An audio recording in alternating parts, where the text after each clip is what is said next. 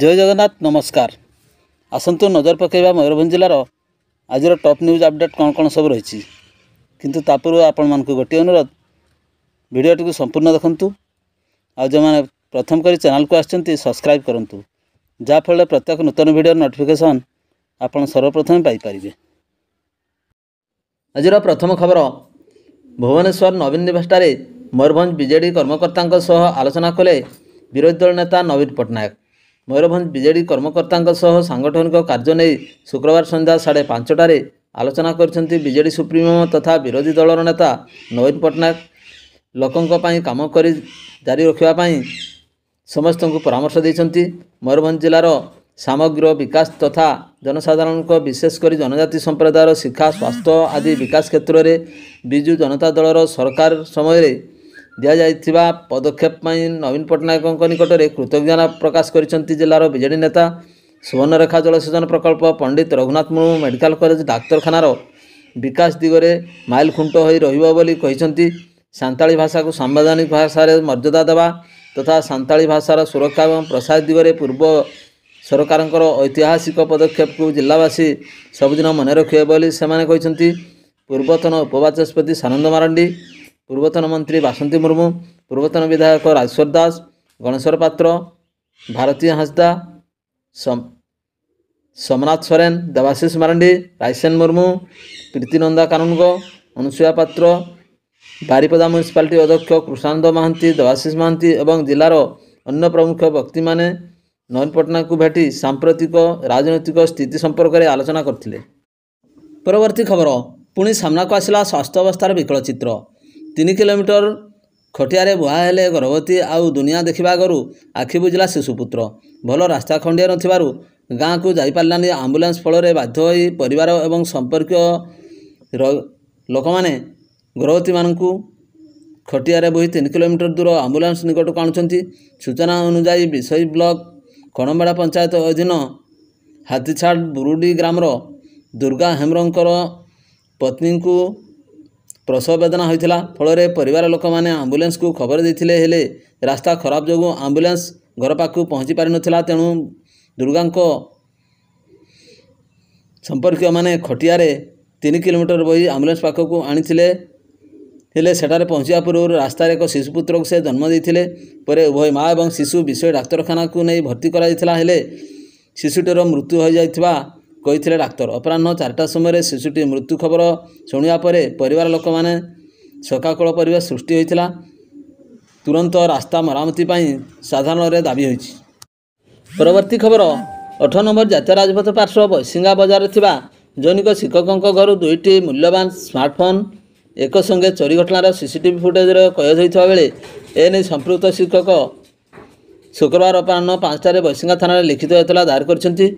एतलाकारी शिक्षक शुभ्रांशु मिश्र अभियोग मुताबक सबुदिन भली से पूर्वाह्न 10टारे स्कूल को बाहरी जाइथिबा बेले जैनिक युवक जनक निजकू मार्बल मिस्त्री परिचय दे घर को पशि आसथिले।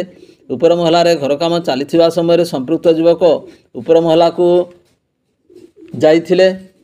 सेठारु फेरिबा समय घरे थिबा 2टी मूल्यवान स्मार्टफोन को चोराई नहीं अति चतुरतार सहित घटनास्थल चंपट मारथिले।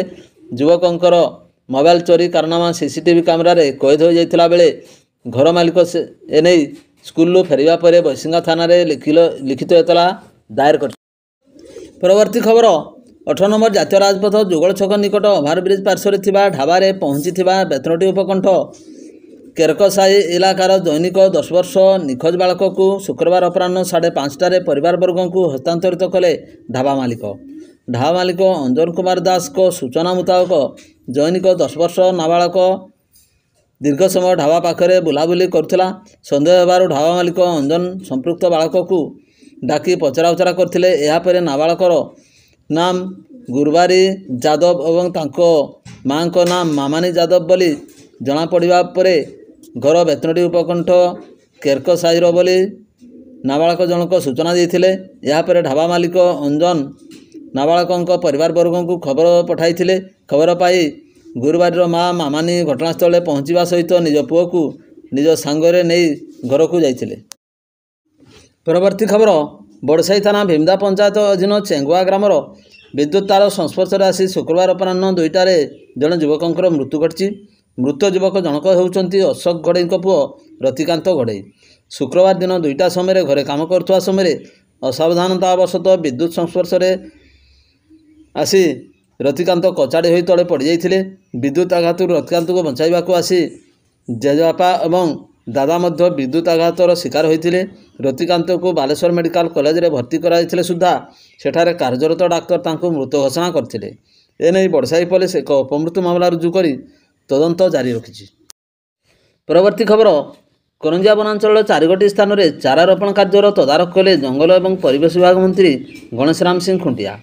କରଞ୍ଜିଆ ବନଖଣ୍ଡ ତଥା କରଞ୍ଜିଆ ବନାଞ୍ଚଳର 4ଗୋଟି ସ୍ଥାନରେ ବନ ବିଭାଗ ପକ୍ଷରୁ କରାଯାଇଥିବା 42,000 ଚାରା ରୋପଣଗୁଡ଼ିକର ବର୍ତ୍ତମାନ ସ୍ଥିତି ଅପରାହ୍ନ 4ଟାରୁ ସନ୍ଧ୍ୟା 6 ଘଟିକା ଯାଏଁ ରାଜ୍ୟ ଜଙ୍ଗଲ ଏବଂ ପରିବେଶ ମନ୍ତ୍ରୀ ଗଣେଶରାମ ସିଂ ଖୁଣ୍ଟିଆ ପରିଦର୍ଶନ କରି ସମୀକ୍ଷା କରିଛନ୍ତି।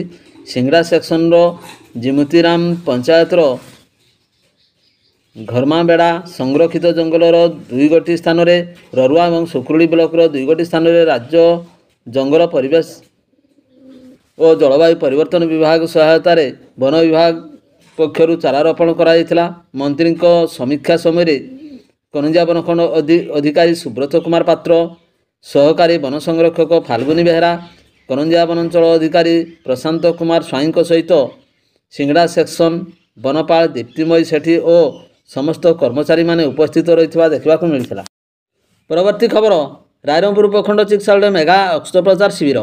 ସନ୍ଧ୍ୟା 6ଟା ସମୟରେ ରାଇରଙ୍ଗପୁର ଉପଖଣ୍ଡ ଚିକିତ୍ସାଳୟରେ ଏକ ମେଗା ହାଇଡ୍ରୋସିଲ୍ ଅସ୍ତ୍ରୋପଚାର ଶିବିର ଉପଖଣ୍ଡ ଚିକିତ୍ସାଳୟଙ୍କ ଅଧିକାରୀଙ୍କର ତତ୍ତ୍ୱାବଧାନରେ ଅନୁଷ୍ଠିତ ହୋଇଯାଇଛି।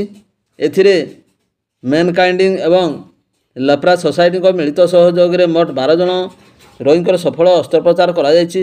ଉକ୍ତ ଶିବିରରେ ବହଳଦା, କୁସୁମୀ, ରାଇରଙ୍ଗପୁର, ବିଜାତଳା ବ୍ଲକ ଅଞ୍ଚଳର ମୋଟ 12 ଜଣ ରୋଗୀଙ୍କର ସଫଳ ଅସ୍ତ୍ରୋପଚାର କରାଯାଇଥିଲା।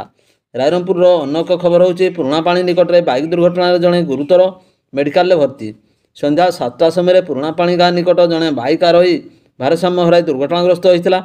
ଏହାପରେ ସ୍ଥାନୀୟ ଲୋକମାନେ ଗୁରୁତର ବାଇକ୍ ଆରୋହୀ ଭୁଗୁଲୁ ମାଝୀଙ୍କୁ ଆମ୍ବୁଲାନ୍ସ ଯୋଗେ ରାଇରଙ୍ଗପୁର ଡାକ୍ତରଖାନାରେ ଭର୍ତ୍ତି କରିଥିଲେ। ଉକ୍ତ ବ୍ୟକ୍ତି ଏବେ ଡାକ୍ତରଖାନାରେ ଚିକିତ୍ସିତ ହେଉଥିବା ସୂଚନା ମିଳିଛି। ପରବର୍ତ୍ତୀ ଖବର, ବାଙ୍ଗିରିପୋଷି ପଞ୍ଚାୟତ ସମିତି କାର୍ଯ୍ୟାଳୟ ପରିସରରେ ଅନୁଷ୍ଠିତ ହେଲା ପ୍ରଥମ ବିକାଶ କମିଟି ବୈଠକ। ଯୋଗ ଦେଲେ ସ୍ଥାନୀୟ ବିଧାୟିକା। ବାଙ୍ଗିରିପୋଷି ପଞ୍ଚାୟତ ସମିତି କାର୍ଯ୍ୟାଳୟ ପରିସରରେ ଶୁକ୍ରବାର ଦିବା 12 ଘଟିକା ସମୟରେ ପ୍ରଥମ ବିକାଶ କମିଟି ବୈଠକ ଅନୁଷ୍ଠିତ ହୋଇଯାଇଛି। ଏହି ବୈଠକରେ ବାଙ୍ଗିରିପୋଷି ବିଧାୟିକା ସଞ୍ଜନୀ ମୁର୍ମୁ ସମସ୍ତ ଜନପ୍ରତିନିଧି ଏବଂ ବିଭିନ୍ନ ସରକାରୀ ବିଭାଗର ଅଧିକାରୀମାନଙ୍କ ସହ ବିଭିନ୍ନ ବିକାଶମୂଳକ କାର୍ଯ୍ୟର ସମୀକ୍ଷା କରିବା ସହିତ ବାଙ୍ଗିରିପୋଷି ବିଧାନସଭା କ୍ଷେତ୍ରକୁ କିଭଳି ସରସ ସୁନ୍ଦର ଭାବେ ଗଢ଼ି ତୋଳିବା ସହିତ ଏକ ଶ୍ରେଷ୍ଠ ବିଧାନସଭା କ୍ଷେତ୍ରରେ ପରିଣତ କରାଯାଇପାରିବ ସେ ନେଇ ଆଲୋକପାତ କରିଥିଲେ। ପରବର୍ତ୍ତୀ ଖବର, ମୟୂରଭଞ୍ଜ ସାଂସଦ ଶ୍ରୀ ନବଚରଣ ମାଝୀ ଦିଲ୍ଲୀରେ ବିଭାଗୀୟ ମନ୍ତ୍ରୀଙ୍କୁ ଭେଟି ଜିଲ୍ଲାରେ ଖାଲି ପଡ଼ିଥିବା ଡାକ୍ତର ପଦବୀ ପୂରଣ ପାଇଁ ଅନୁରୋଧ କଲେ। ମୟୂରଭଞ୍ଜ ସାଂସଦ ଶ୍ରୀ ନବଚରଣ ମାଝୀ ଶୁକ୍ରବାର ଦିବା 2 ଘଟିକା ସମୟରେ ଦିଲ୍ଲୀଠାରେ ସ୍ୱାସ୍ଥ୍ୟ ଏବଂ ପରିବାର କଲ୍ୟାଣ ତଥା ସାମୟିକ ଏବଂ ଜୈବିକ ମନ୍ତ୍ରୀ ଶ୍ରୀ ଭଗତ ପ୍ରସାଦ ନଡ଼ାଙ୍କୁ ଭେଟି ମୟୂରଭଞ୍ଜ ଜିଲ୍ଲାରେ ଥିବା ସମସ୍ତ ହସ୍ପିଟାଲରେ ଥିବା ଡାକ୍ତରୀ ପଦ ଅତିଶୀଘ୍ର ପୂରଣ ଏବଂ ବେଡ୍ ସଂଖ୍ୟା ବୃଦ୍ଧି ଏବଂ ସମସ୍ତ ହସ୍ପିଟାଲରେ ଥିବା ବିଭିନ୍ନ ସମସ୍ୟା ସମ୍ପର୍କରେ ଅବଗତ କରାଇଥିଲେ ଏବଂ ଶୀଘ୍ର ସମାଧାନ ପାଇଁ ତାଙ୍କୁ ଅନୁରୋଧ ମଧ୍ୟ କରିଥିଲେ। ପରବର୍ତ୍ତୀ ଖବର, ବଡ଼ସାହି ଥାନା ଅଧୀନ ଆରପଟା ଗ୍ରାମରୁ ଗତ ଜୁଲାଇ ମାସ 17 ତାରିଖରୁ ଜନିକ 12 ବର୍ଷୀୟ ନାବାଳକ ଜଣଙ୍କର ନିଖୋଜ ଘଟଣାକୁ ଶୁକ୍ରବାର ରାତି 11ଟାରେ ଏକ ଅପହରଣଜନିତ ମାମଲା ରୁଜୁ କରି ତଦନ୍ତ ଆରମ୍ଭ କଲା ବଡ଼ସାହି ପୋଲିସ। ନିଖୋଜ ନାବାଳକ ଜଣକ ହେଉଛନ୍ତି ରବୀନ୍ଦ୍ର ପାତ୍ର। ଏତଲାକାରୀ ରବୀନ୍ଦ୍ର ପାତ୍ରଙ୍କର ଅଜା ଶରତଚନ୍ଦ୍ର ପାତ୍ରଙ୍କ ଅଭିଯୋଗ ମୁତାବକ ରବୀନ୍ଦ୍ର ଆରପଟା ଗ୍ରାମରେ ରହି ପାଠ ପଢ଼ୁଥିବା ବେଳେ ଜୁଲାଇ ମାସ 17 ତାରିଖରୁ ନିଖୋଜ ହୋଇଯାଇଥିଲେ। ବିଭିନ୍ନ ସ୍ଥାନରେ ଖୋଜାଖୋଜି ସତ୍ତ୍ୱେ ରବୀନ୍ଦ୍ରଙ୍କର କୌଣସି ସନ୍ଧାନ ନ ମିଳିବାରୁ ଶେଷରେ ରବୀନ୍ଦ୍ରଙ୍କର ଅଜା ଶରତଚନ୍ଦ୍ର ପାତ୍ରଙ୍କର ଏତଲା କ୍ରମେ ଶୁକ୍ରବାର ରାତି 11ଟାରେ 197 ନମ୍ବରରେ ଏକ ଅପହରଣଜନିତ ମାମଲା ରୁଜୁ କରି ତଦନ୍ତ ଆରମ୍ଭ କରିଛି ବଡ଼ସାହି ପୋଲିସ। ପରବର୍ତ୍ତୀ ଖବର, ବହଡ଼ାଗଡ଼ା ଥାନା କ୍ଷେତ୍ର ଅନ୍ତର୍ଗତ ଝରିଆ ଛକ ନିକଟରେ ଶୁକ୍ରବାର ଜାତୀୟ ରାଜପଥ 18 ଉପରେ କୋଲକାତାରୁ ଜାମଶେଦପୁର ଅଭିମୁଖେ ଯାଉଥିବା ଏକ ମାଲବାହୀ 12 ଚକିଆ ଟ୍ରକ୍ ପୋଲ ଉପରେ ଗର୍ତ୍ତ ହୋଇଥିବାରୁ ଭାରସାମ୍ୟ ହରାଇ ଓଲଟି ଯାଇଥିଲା। ସ୍ଥାନୀୟ ଲୋକେ ଟ୍ରକ୍ ଭିତରେ ଥିବା ଚାଳକ ଏବଂ ସହଚାଳକଙ୍କୁ ବାହାର କରିଥିଲେ। ସ୍ଥାନୀୟ ପୁଲିସ ଘଟଣାସ୍ଥଳରେ ପହଞ୍ଚି ଦୁର୍ଘଟଣା ବିଷୟରେ ଅବଗତ ହେବା ପରେ କ୍ରେନ୍ ସାହାଯ୍ୟରେ ମଝି ସଡ଼କରୁ ଟ୍ରକ୍କୁ ହଟାଇଥିଲେ। ପରବର୍ତ୍ତୀ ଖବର ସାମାଖୁଣ୍ଡା ବ୍ଲକ ଅନ୍ତର୍ଗତ କୁଚିଲାଘାଟି ପଞ୍ଚାୟତର ତାରାଜୋଡ଼ି ଗ୍ରାମର ବାସିନ୍ଦା ଲକ୍ଷ୍ମଣ ସିଂ ବୟସ 44 ବର୍ଷ ଗତ ବୁଧବାର ଅପରାହ୍ନରେ ବିଲରେ ଚାଷ କାର୍ଯ୍ୟ କରୁଥିବା ସମୟରେ ବଜ୍ରାଘାତ ହେବାରୁ ଘଟଣାସ୍ଥଳରେ ଟଳି ପଡ଼ିଥିଲେ। ଉପସ୍ଥିତ ଘରର ସଦସ୍ୟ ଏବଂ ଗ୍ରାମବାସୀଙ୍କ ଦ୍ୱାରା ଆମ୍ବୁଲାନ୍ସ ଯୋଗେ ତାଙ୍କୁ ବାରିପଦା ମୁଖ୍ୟ ଡାକ୍ତରଖାନାକୁ ଅଣାଯାଇଥିଲା। ମାତ୍ର ଡାକ୍ତର ତାଙ୍କୁ ମୃତ ଘୋଷଣା କରିଥିଲେ। ଶବ ବ୍ୟବଚ୍ଛେଦ ପରେ ଶବକୁ ଘର ଲୋକଙ୍କୁ ହସ୍ତାନ୍ତରିତ କରାଯାଇଥିଲା। ତାଙ୍କର ସ୍ତ୍ରୀ ଆରତୀ ସିଂଙ୍କ ସମେତ 2 ସନ୍ତାନ ଅଛନ୍ତି। ଉପରୋକ୍ତ ପରିବାରକୁ ସରକାରୀ ସହାୟତା ପ୍ରଦାନ କରିବାକୁ ସାଧାରଣରେ ଦାବି ହେଉଛି। ପରବର୍ତ୍ତୀ ଖବର ସ୍ଥାନୀୟ 19 ନମ୍ବର ୱାର୍ଡ ରଘୁନାଥପୁରସ୍ଥ ଚନ୍ଦନ ମାର୍ବଲ ମାଲିକ ଚନ୍ଦନ କୁମାର ପଣ୍ଡାଙ୍କ ଦ୍ୱାରା ନିକଟରେ ନିର୍ମାଣାଧୀନ ନୂଆ ସୋରୁମ୍ ଗୋଦାମରେ ଥିବା 2 ଲକ୍ଷ ଟଙ୍କାରୁ ଅଧିକ ମୂଲ୍ୟର ବିଦ୍ୟୁତ୍ ତାର ସରଞ୍ଜାମ ଚୋରି ହୋଇଯାଇଥିବା ନେଇ ବନ୍ଦପୁର ଥାନାରେ ଲିଖିତ ଅଭିଯୋଗ କରିଛନ୍ତି। ଅଭିଯୋଗ ଅନୁଯାୟୀ ଉକ୍ତ ସୋରୁମ୍ରେ କାର୍ଯ୍ୟ କରୁଥିବା କୌଣସି କର୍ମଚାରୀଙ୍କ ଦ୍ୱାରା ଏହି ସାମଗ୍ରୀ ଚୋରି ହୋଇଯାଇଥିବା ନେଇ ଷ୍ଟେସନ ବଜାର ଏକ କବାଡ଼ି ଦୋକାନରେ ବିକ୍ରି ହୋଇଥିବା ଉଲ୍ଲେଖ କରିଛନ୍ତି। ପୋଲିସ ପକ୍ଷରୁ ତଦନ୍ତ ଜାରି ରହିଛି।